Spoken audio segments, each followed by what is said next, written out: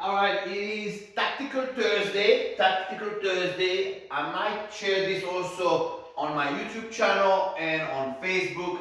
Here we go. It is the first Tactical Thursday of the year. To me, the year starts with the Israeli year.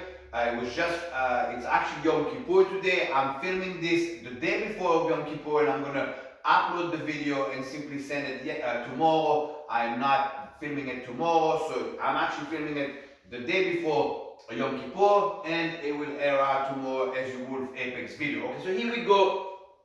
I'm going to explain the shooting method in Nagana and how it developed from 1996 when I first created Nagana 25 years ago until current day. Okay, from 1996 to 2010, the method of Nagana was ICS, Israeli Combat Shooting. My DVDs were out there. It is Glock only handgun. The purpose of that curriculum was, what do you do after you do a gun disarm when the gun is in your possession and you need to defend yourself with it.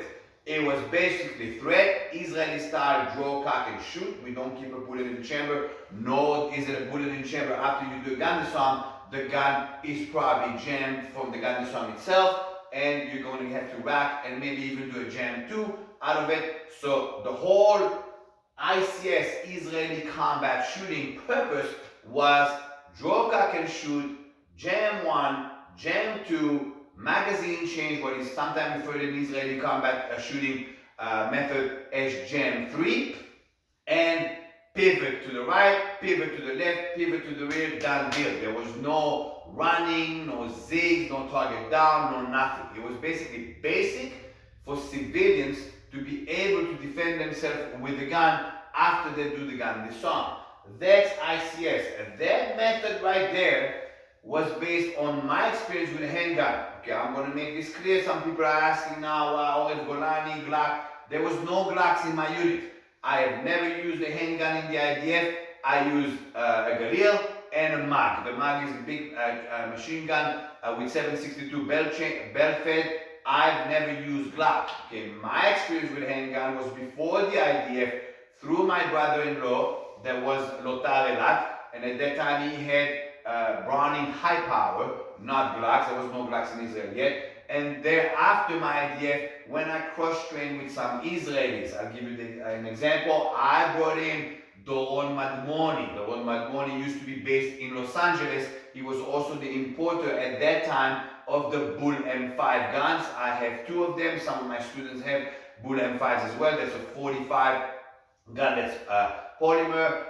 It gave birth to the Kimber, blah, blah, blah. At that time, he was the importer of them from Israel.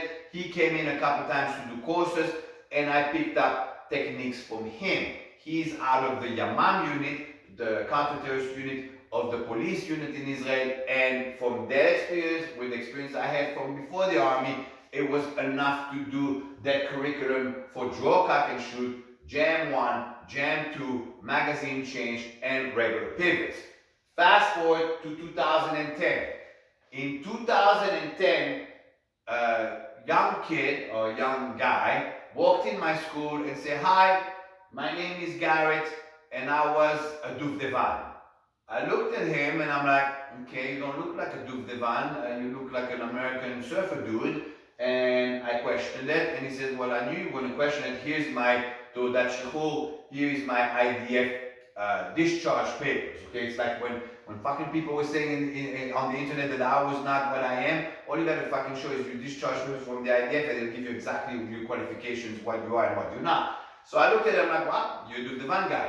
And here entered IPTT, Israeli Professional Tactical Training. Okay, the entire credit for the IPTT goes to Garrett Machine. He told me, "Listen, this is dinosaur shit. That doesn't work anymore. You're a dinosaur." I didn't like it, but I am the type, you tell me I'm a dinosaur, I go to work.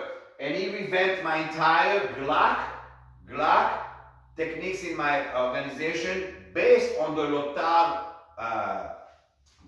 method in the IDF. Lotar is Lochama B'Terror, and he revamped the entire thing. And he's the one who was teaching courses to my black belts, to my instructors. He's an amazing shooter. You put a Glock in his hand, it's unbelievable, and he deserves the entire credit. So from 2010 to 2020, we did IPTT in my organization. It was Glock and M4.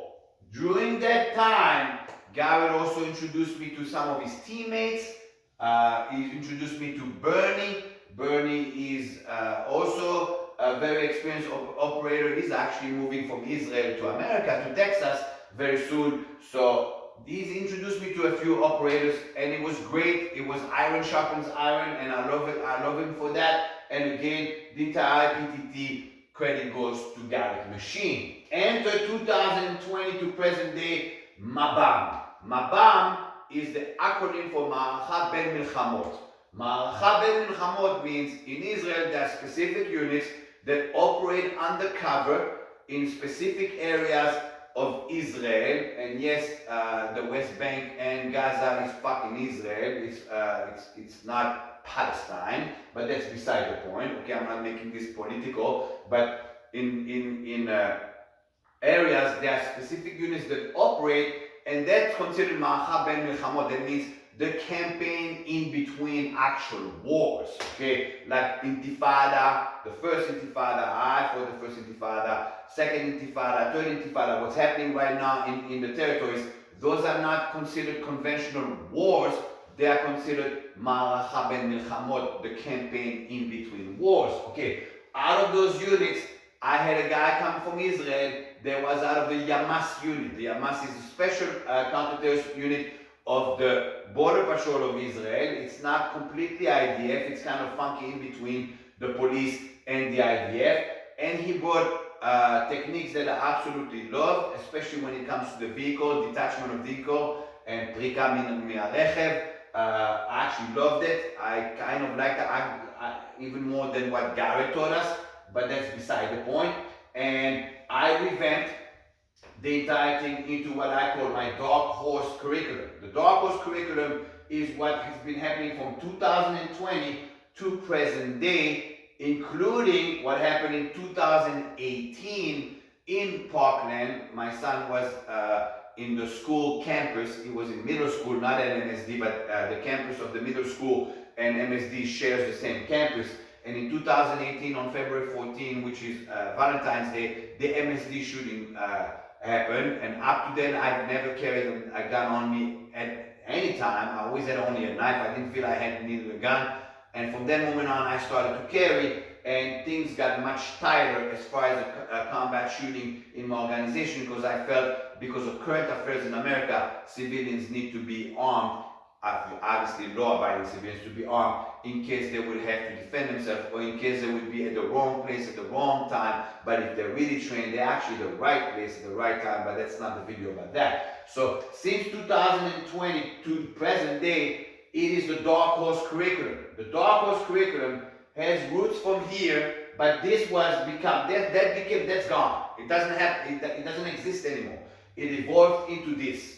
Okay, so if I have guys that were with me from 1996 to 2010, they did this. We don't do this anymore. Okay, if I have guys that have been with me since 2010 and left before 2020, they are pure IPTT practitioners, Glock and M4, as taught by Garrett Machine. If you have guys that are with me now, or have been with me since 2010, or have been with me since 1996, that evolution has taken place, and now they're doing Dark Horse, but they did IPTT, and they did that because iron sharpens iron. My shooting method is not about my click and error.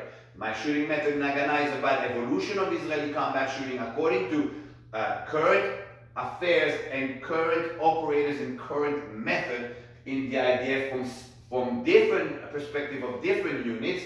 Okay, Orev Golani guy does not think like a Lotar guy. A Lotar guy does not think like a Duvdevan guy. A Duvdevan guy does not think like a Yamas guy. A Yamas guy doesn't think like the dignitary protection unit of the IDF, because different objectives there for different methods. Okay, for an example, in the Yamas, the Lotar course is inside Border Patrol. It is not at the Lotar school, because they took the Lotar method that they learned from the Lotar school and brought it to Magav and Yamas and made it specifically their own. Okay, in my organization, there's a few people that are connected to that. I'm not going to name names now. They're still working or they're still connected to the units, but in other words, the Yamas is a completely different beast of its own.